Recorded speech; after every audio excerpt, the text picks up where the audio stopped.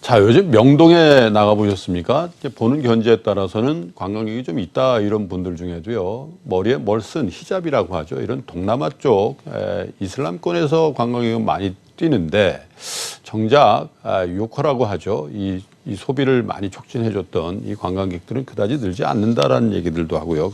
그 관광 산업에 가장 크게 영향을 받는 게 우리 화장품 또 유통 섹터인데 전문가 한번 모시겠습니다. IBK 투자증권의 안지영 연구위원을 모시죠. 어서 오십시오. 안녕하십니까. 네.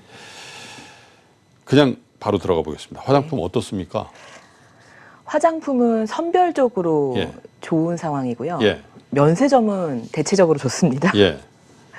화장품은 선별적이면 우리가 일단 나누면은 네. 대형사가 있고, 그죠? 선도하는 회사들, 네. 뭐 아모레퍼시픽이라든지 네. LG생활 이쪽이 있고, 나머지 조금 규모가 적은 회사들도 있고, 또 네. 한쪽이 이제 ODM 업체라고 하나요? 네. 그런 쪽이 있는데 어떻게 나눠야 됩니까? 그럼? ODM, OEM이 가장 지금 호황이라고 보시면 예. 되고요.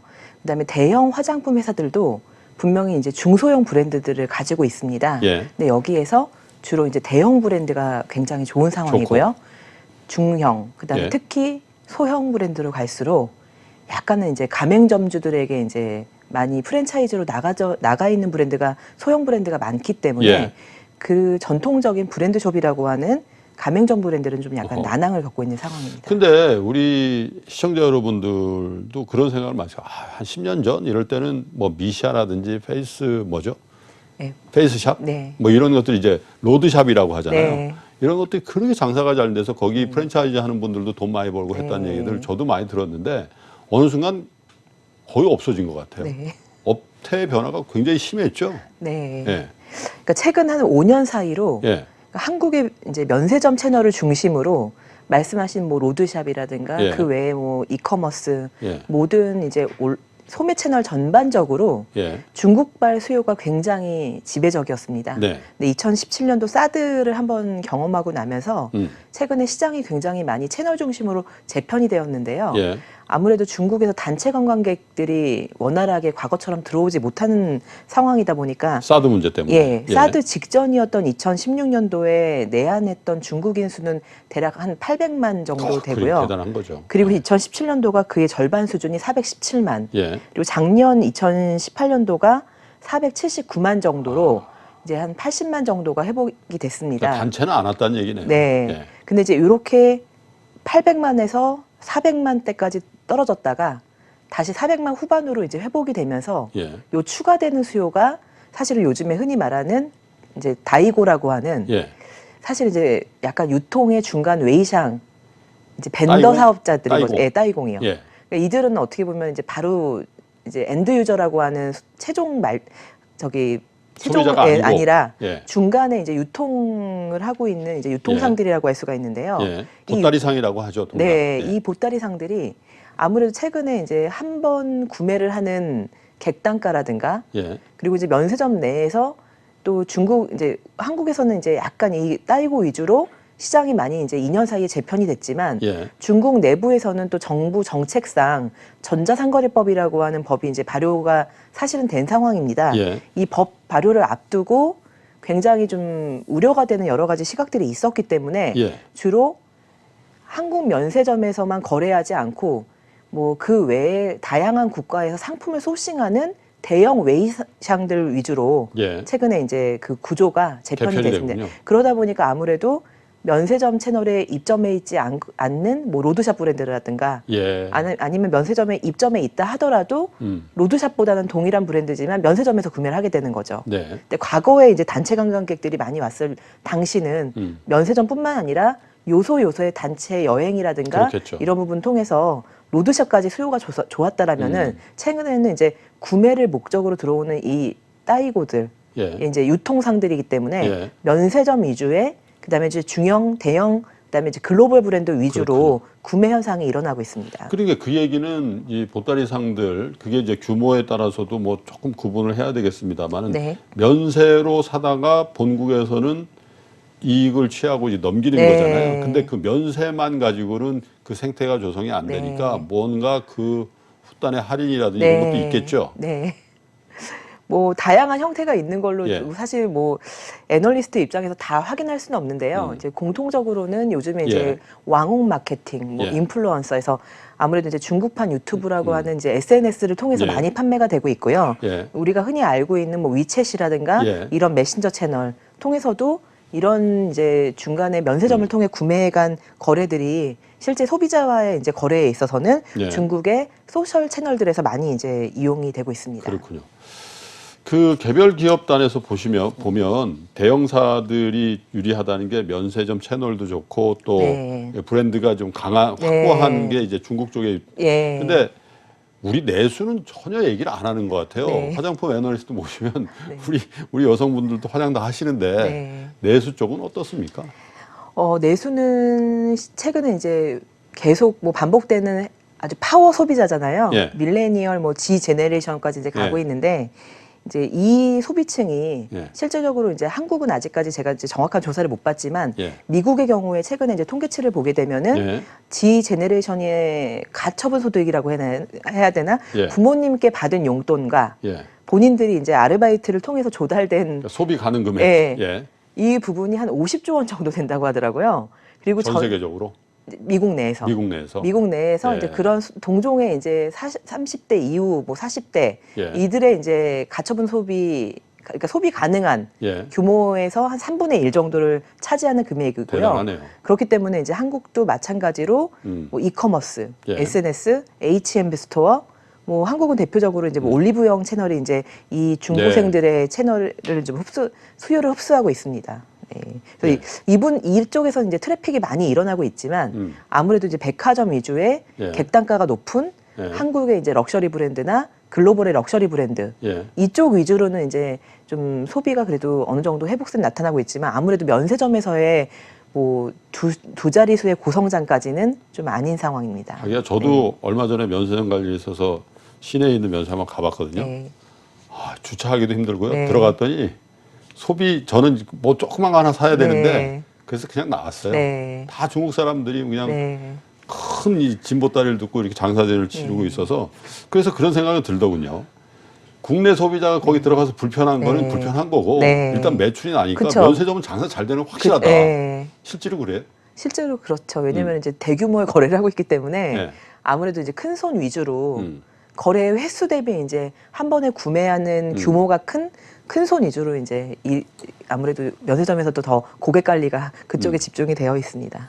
왜 몇 년 전에 그 면세점 인허가 문제 때문에 뭐 그 이제 시장이 이제 확산돼 가지고 네. 시장이 확산된다기보다는 독점이라든 과점 체제에서 네. 이렇게 벗어나서 그러면 선도 업체들이 좀 네. 힘들 것이다. 네. 그런 것 같지도 않아요. 지금 이렇게 몇 년 지나놓고 보니까 어떻습니까? 업계 아무래도- 재편 과정은 어떻게 진행됐어요? 아무래도 이제 공급이 수요를 창출한다라는 말도 예. 이 부분에 해당되는 것 같은데요.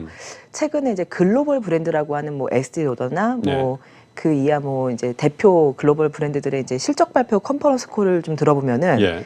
아예 한국의 면세 채널을 갖다가 전략적으로 좀 강화하겠다. 아, 왜냐면은 그들 역시 본국인 뭐 유럽이나 북미 지역에서는 예. 그렇게 폭발적인 수요가 일어나지 않고 있거든요. 그리고 굉장히 뭐 역신장을 하거나 그다음에 또 밀레니얼들이 아무래도 좀 인디 브랜드 쪽으로 많이 관심을 갖고 있기 때문에 예. 우리가 명품이라고 하는 전통적인 이제 글로벌 브랜드는 예. 이 아시아 마켓, 예. 중국을 중심으로 한국 면세에서 굉장히 그 수요가 이제 폭발하는 분위기이기 때문에 그 점을 반영하면서 그 명품 회사들의 주가라든가 실적도 최근 한 2년 동안 집중적으로 좀 이쪽에 신제품도 더 많이 넣고 네. 프로모션도 더 많이 그래서 한다는 거죠. 요즘 백화점이나 쇼핑몰들 가보면은요 예. 온통 빨간색의 명품 브랜드들의 신제품들을 확인하실 수가 있는데요. 예. 이 부분이 아무래도 이제 중국 밀레니얼들이나 아. 그러니까 고객들이 한 20년 정도, 20살 정도 어려진 거죠. 그래서 이들을 대상으로 신제품도 오히려 아시아 마켓에 먼저 출시를 하고 이들의 니즈에 맞춰서 명품 화장품들도 근데 제가 지금 발표가 궁금합니다. 나고 있습니다. 몇 년 전서부터 중국 사람들이 일본을 더 많이 간다면서요. 네. 그러면 일본 면세점에서 북새통을 이뤄서 싹쓸이 네. 관광을 해야 되는데 네. 왜 한국에서 면세점에서 그렇게 그러니까 합니까? 한국 면세점이 가격 경쟁력이 훨씬 탁월한 거죠. 음. 네. 일본은 면세점 사업 자체가 예. 시내 면세점, 우리가 텍스프리라고 그렇죠. 하는 사후 면세점이 예. 더 발달이 돼 있기 때문에 예. 한국의 시내 면세점 이렇게 백화점 3사가 또 운영하고 있는 이런 구조는 전 세계에 되게 거의 유일무이하다고 보시면 그렇긴 됩니다. 그런 것 같아요. 네. 일본은 로드샵에서도 바로 거기서 즉석에서 네. 그냥 텍스프리 이렇게 네. 해주잖아요. 네. 근데 우리는 그런 거가 없고 일부 있지만 네. 대부분 면세점에서 사야 네. 되니까 그것도 그러네요. 예. 그 인천공항 그 입국장 면세점이 5월에 개점을 한다니까 이게 네. 입국장이에요. 출국할 때 사갖고 네. 짐을 저 맨날 불편하다 그랬는데 네. 이게 다 열어주는 거예요. 어떻게 됩니까? 아주 이제 일부 품목에만 좀 제한이 예. 되고요.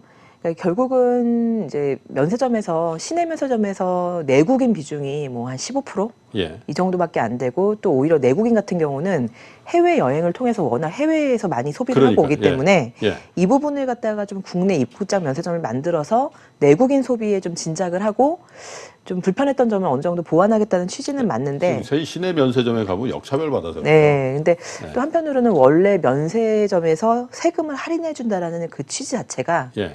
해외에서 국내에 들어와 있는 외국인 내지는 뭐 한국인이라도 다시 이 상품을 세금을 갖고 나갈. 예, 예. 세제 혜택을 받고 다시 외국으로 나간다라는 전제하에서 예. 이 부분이 이제 보세 창고 역할을 하는 건데요. 그렇죠.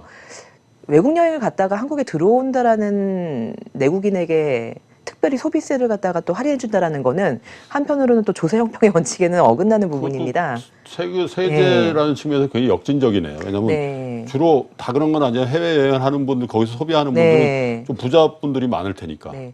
그래서 이제 아무래도 지금 입국장에 허가를 받은 면세점은 둘 다 굉장히 이제 중소형, 예. 중소형 면세업 업자고 사업자가 이제 허가를 받았고요. 품목은요. 품목은 이제 화장품 조금 이렇게 매장 자체도 이제 평수가 워낙에 이제 좁기 때문에 예. 사실은 시내 면세점하고는 아주 제한적이고요. 그다음에 입국장에 있는 공항 면세점하고는 출국장에 있는 면세점하고는 아주 대조적이고요. 예. 다만 이제 기대를 하는 거는 담배와 술 부분. 음. 이었는데 이제 술에 대해서는 이제 입점이 가능해졌는데 담배는 여전히 또 이제 세금에 관련된 여러 가지 좀 복잡한 이슈들 때문에 담배는 허가를 받지 못했습니다. 야, 그래서- 담배 빠졌군요. 네, 예. 그래서 이제 술은 그래도 이제 무게가 있기 때문에 그래서 예. 약간 이 부분에 대해서 국내 이제 기내 면세점들 그렇군요. 여기가 약간 좀 영향을 받을 수 있을 받겠네요. 거라고 좀 보고 있습니다. 저도 사실 해외여행 뭐 많이는 안 합니다만 2년에 뭐 한두 번, 1년에 한 번 네. 이렇게 갈 때 보면은 기내에서 사요, 저는. 네. 해외에서 사면 괜히 손해 보는 또 거라서 불편하고 예, 무슨 꼭 사야 될 게 있으면은 입국할 때 이제 예, 입국할 때는 이제 없으니까 네. 해외 면세점에서 안 사고 기내에서 사게 되는 네. 경우가 많은데 탑픽을 한번 볼까요? 화장품주 또 유통주 별로. 예. 이제 종합적으로 봤을 때 결국은 면세점이 원래는 4월부터 이제 이 전자상거래법이 굉장히 강화될 것이다. 예. 이렇게 예견을 했다가 막상 중국 내에서 말씀하시는 네. 거죠? 예. 아무리 국내 면세점에서 많이 구매를 해서 나간다 하더라도 중국 정부가 이제 이 부분을 갖다가 엄격하게 또 이제 세금 조사를 한다라면 어렵다라고 봤는데요. 예. 이 부분이 아직 원활하게 중국의 인프라 투자가 늦어지고 법적인 여러 가지 조치가 좀 이제 지연이 되면서 예. 탑픽으로는 이제 호텔 신라를 예. 보고 있고요. 예. 그다음에 이제 최근에 중소형 화장품 중에서도 굉장히 이제 중국의 이제 티몰 글로벌과 전략적 제휴를 맺고 있는 클리오. 클리오. 예, 클리오 그래서- 차트 좀 한번 보여주세요. 네. 예. 그 클리오가 최근에 긴 차트 좀 보여주십시오. 네. 예. 예. 좀 로드샵들 기존의 로드샵과는 좀 다른 행보를 보이고 있기 때문에 나름대로 이제 턴어라운드 이제 구조조정 효과가 어느 정도 반영이 되고 있기 예. 때문에 클리오를 또 화장품에서는 탑픽으로 보고 있고요. 예. 그다음에 이제 화장품 중에 대형주 중에서 여전히 이제 럭셔리 브랜드인 후를 기반으로 예. 안정적으로 이제 포트폴리오를 운영하고 있는 LG 생활건강을 좀 탑픽으로 LG 생건이 아모레퍼시프보다 특별히 탑픽으로 차별적으로 꼽은 이유는 뭡니까? 비교해 보면. 그러니까 아모레가 화장품 매출 비중이 훨씬 높은 화장품 기업이고요. 예. LG 생활건강은 예전에도 생활용품. 말씀드렸지만 생활용품, 그다음에 이제 코카콜라 버틀러 사업하고 있는 음료 부분이 있는데요. 네. 이제 이 나머지 저성장하는 구조를 안정화시켜 놨고, 그다음에 화장품에서는 월등하게 럭셔리 제품인 후 중심의 비중이 높다. 예, 비중이 높습니다. 근데 아모레는 아리따움이라든가 국내에서 이제 중저가 역시 브랜드도 쫙 있는데. 예, 이제 고정비 부담이 좀 어려운 뭐 방판이라든가 이런 쪽에서의 이제 1분기도 좀 부진한 모습이 확인이 되고 있기 때문에 예.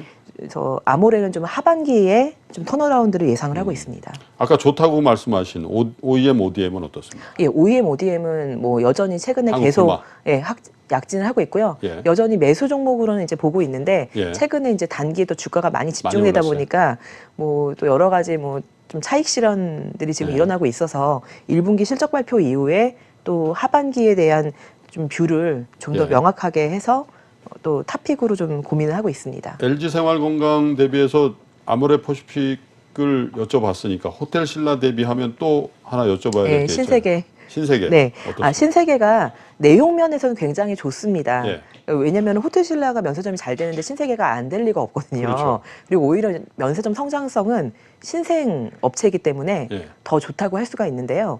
다만 신세계의 이제 연결 실적을 보게 되면은 원래 백화점 부분이 훨씬 비중이 높습니다. 예. 근데 이 백화점 안에서 거의 핵심 점포였던 신세계 인천점이 작년 연말까지 이제 이후로 롯데에 롯데로 이제 넘어갔죠. 넘어갔기 때문에 예.